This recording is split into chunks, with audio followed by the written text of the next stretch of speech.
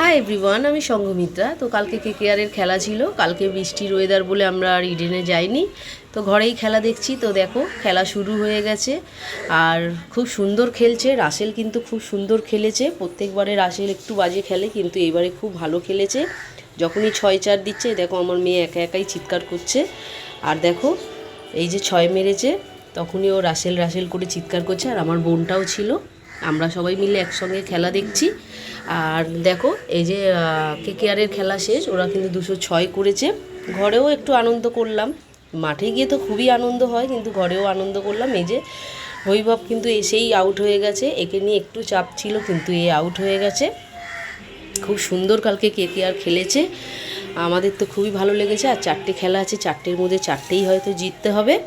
আর জিতে যাবেই, এই খেলাতে জিতে গেছেই, ওইটাতেও জিতে যাবে।